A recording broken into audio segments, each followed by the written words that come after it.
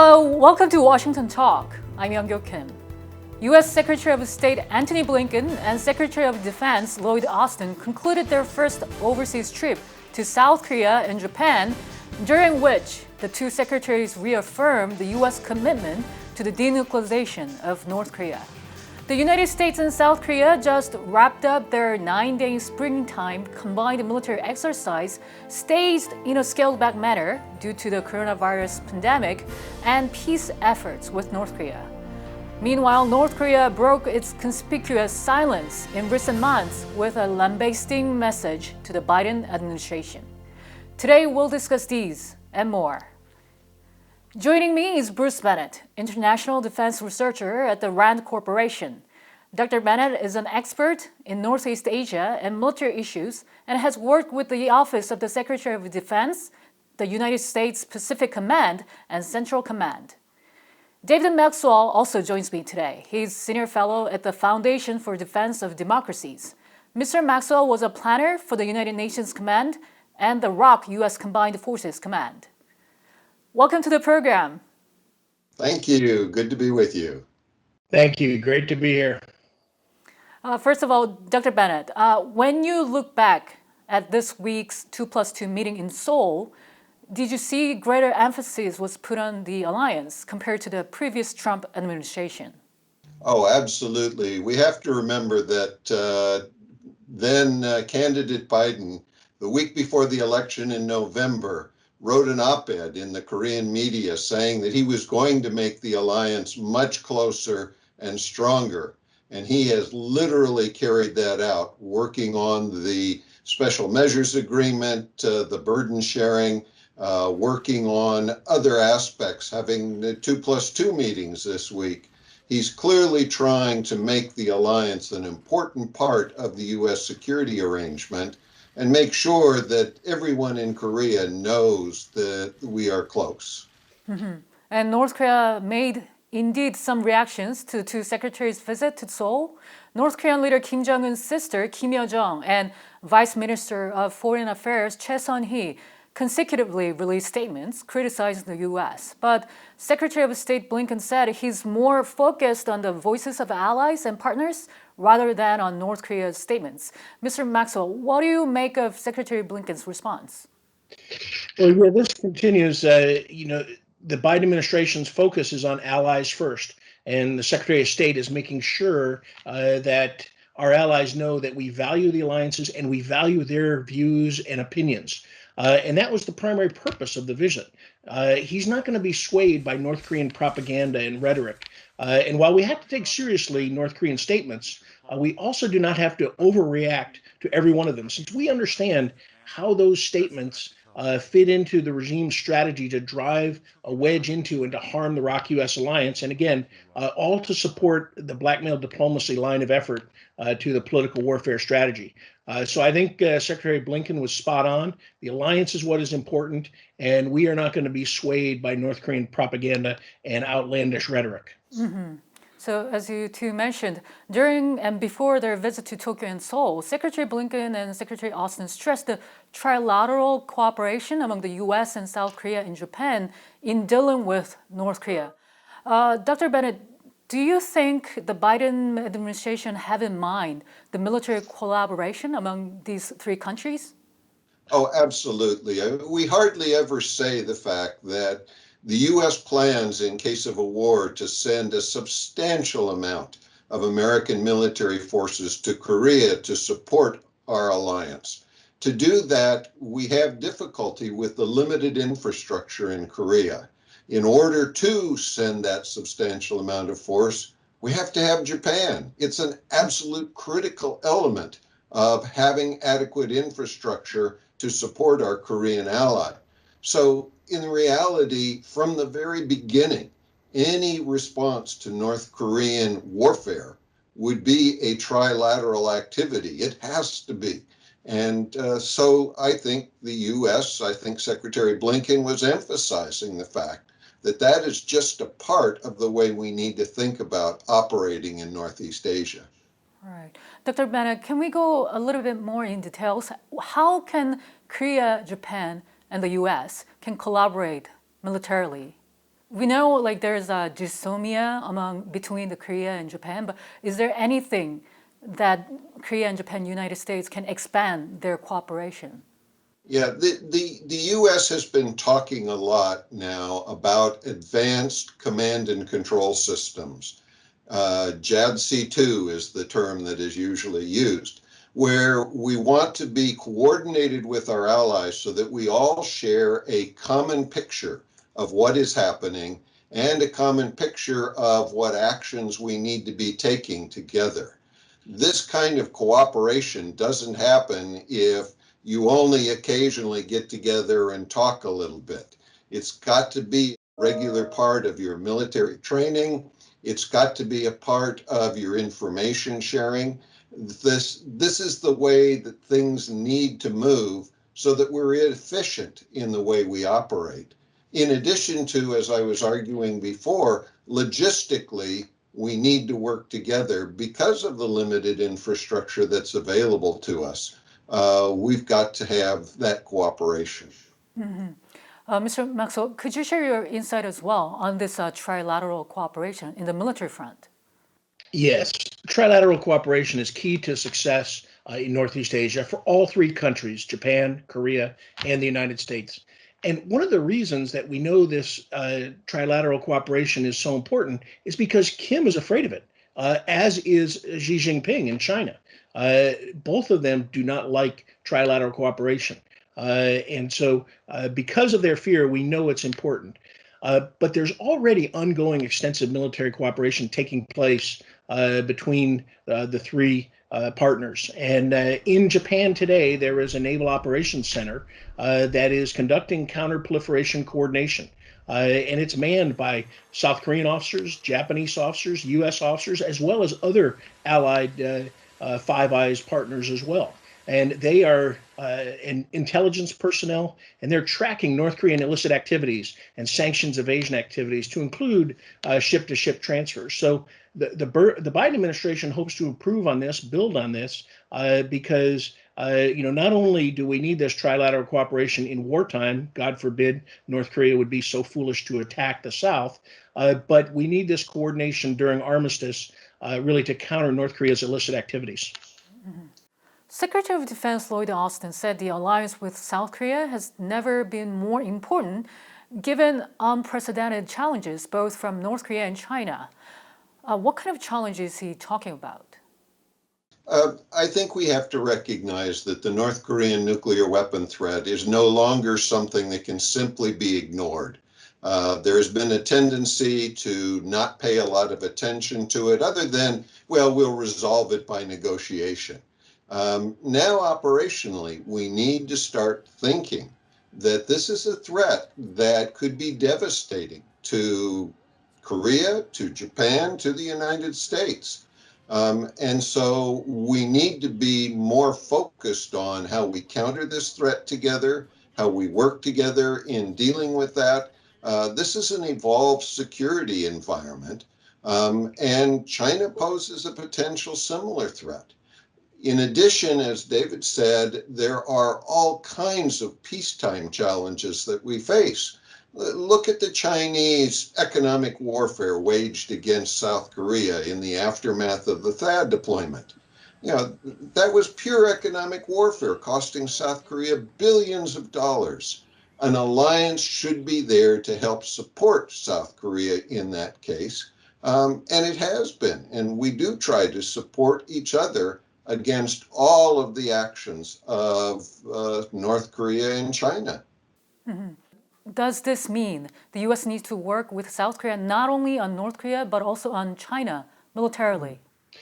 Yes, absolutely. The Biden administration has come in and taking a real values-based approach, human rights approach, but also really the great power competition is really between authoritarian governments and like-minded democracies. And that's really the ideology and ideological war that's taking place. In political warfare and economic warfare.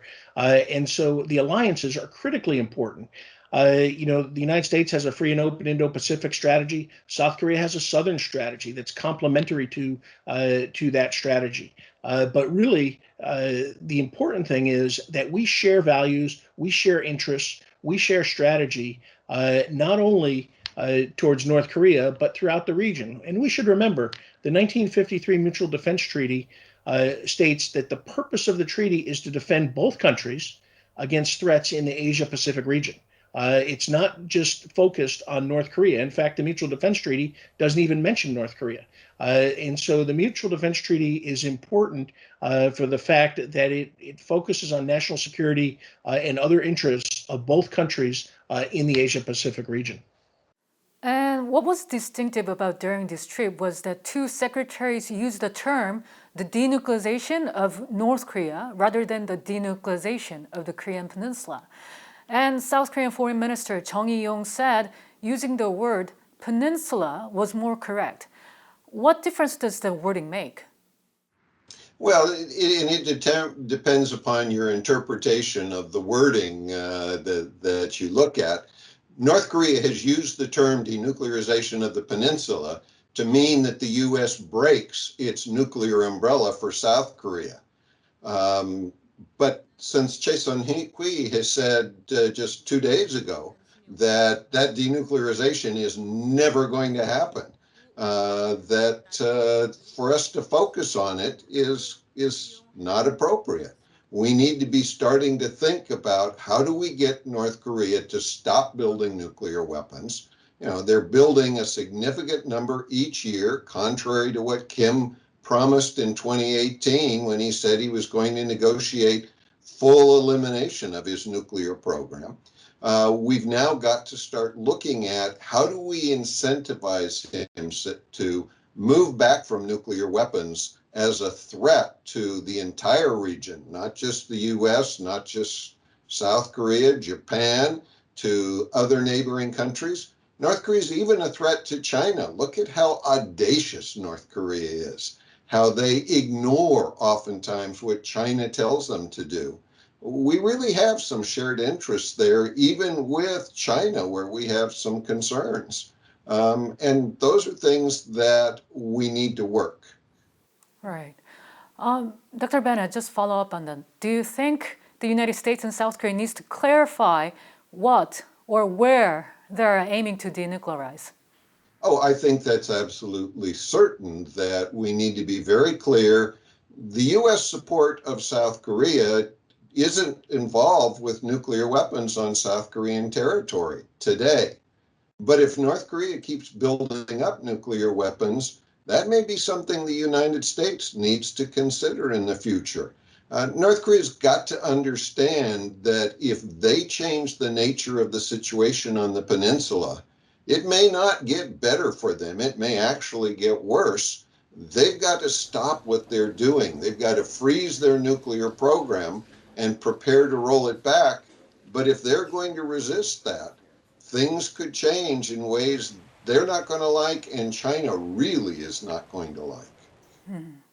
Mr. Maxwell, from what Mr. Chung Eui-yong said in South Korea about the denuclearization of the Korean Peninsula, did you see there could be some gap of how U.S. and the South Korea view the definition of the denuclearization?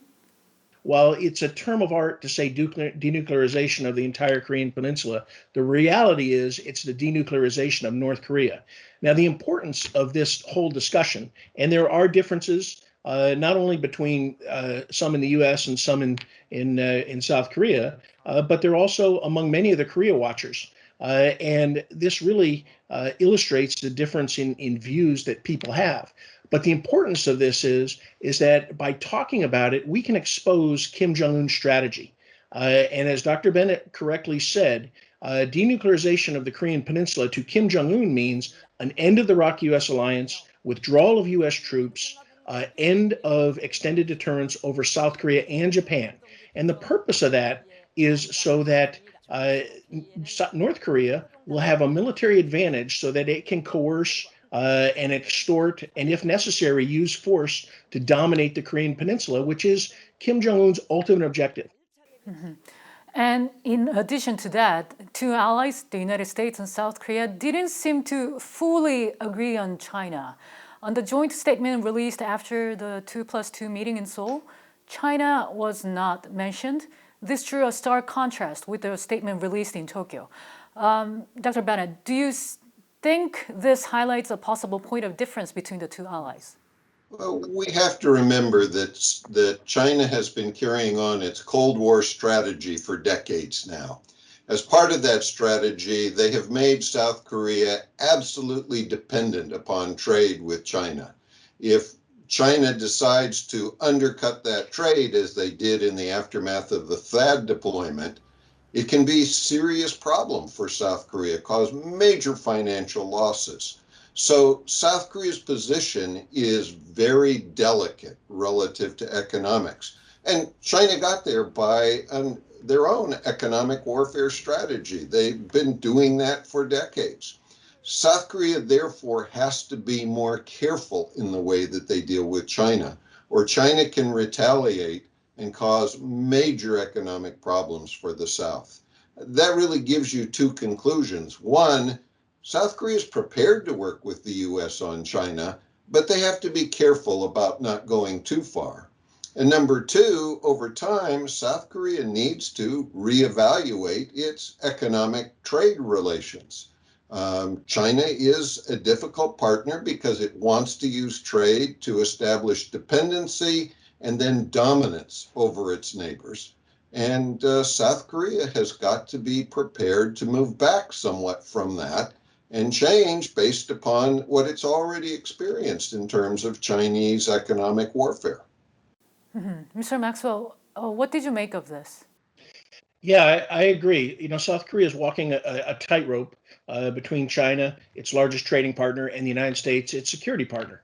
And I think we respect this position, and that's why it wasn't highlighted in the statement. However, the important points in the statement reinforce the commitment to shared values, a rules-based international order, which is really the fundamental issue. And South Korea and the U.S. are committed to that. And that really goes against the intentions of China, really to countervene the rules-based international order and impose its own rules. So South Korea is committed to those ideals, and that's a good thing.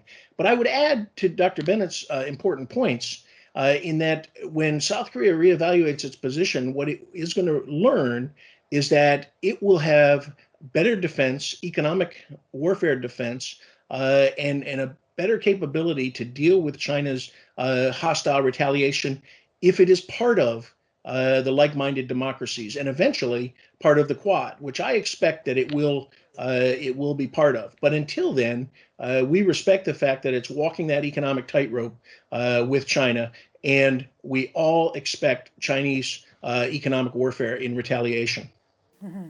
Meanwhile, the United States and South Korea just finished their springtime combined military exercise. And Secretary Austin said military readiness is a top priority for the U.S. and South Korean alliance. In the previous Trump administration, the U.S. refrained from reacting to North Korea's short-range missile tests, saying they are standard tests. Dr. Bennett, do you think the Biden administration's approach towards North Korea's nuclear and missile tests will be different from that of the Trump administration? Well, Trump was trying to maintain a relationship with Kim Jong-un, and so he focused on the April 2018 Kim commitment not to do long-range missile tests. What he missed was Kim's March 2018 commitment to do no missile, no nuclear tests. Kim has been violating that commitment he made in March when he asked for a summit meeting with President Trump consistently in last year and the year before. So I think the Biden administration is going to look at that and say he made a commitment. Not only that, he has UN Security Council resolutions dictating that he not do such tests. I think there will be a better tendency in the Biden administration to say any such testing is a violation of the Security Council, a violation of Kim's commitments. We have to ask in the end, can we trust Kim? There's not a lot of purpose in negotiating with North Korea if you cannot trust Kim Jong-un to do what he says he's going to do. And he hasn't been doing that. And so we have to ask, Kim, are you serious? Are you really prepared to do some of these things? Because if you are, demonstrate that you're serious. All right. Mr. Maxwell, the same question to you. Will the Biden administration's reaction be different from Trump administration? Like, will they make any reaction to North Korea's short-range missile tests? I think the U.S. will demonstrate the requisite strategic reassurance to its allies, South Korea and Japan, that it will defend our mutual interest. And it will also demonstrate the strategic resolve that it is prepared to fight and win against a North Korean invasion of the South. These tests will probably be met with the deployment of strategic assets, possibly increased training on the peninsula, and additional pressure through ramped up sanctions enforcement, which is really necessary. Kim really needs to be cautious because at some point he will cross the line, and the U.S. with its allies may become fed up with the behavior of the childish Kim Jong-un and may decide to implement a full strategic strangulation campaign against the Kim family regime. What was also notable from this joint statement from Seoul was that there was no mention of North Korea's human rights situations, showing a sign of potential policy discord between Seoul and Washington on the human rights issue. But before leaving Seoul, Secretary Blinken said in an interview with South Korea's SBS, the U.S. will continue to speak up and speak out when countries abuse human rights in egregious ways. We'll have to see where it goes from here. Dr. Bennett and Mr. Maxwell, thank you so much for being with us today. Thank you. Thank you. And that does it for this week's Washington Talk from Voice of America. Please join us again next week for more analysis.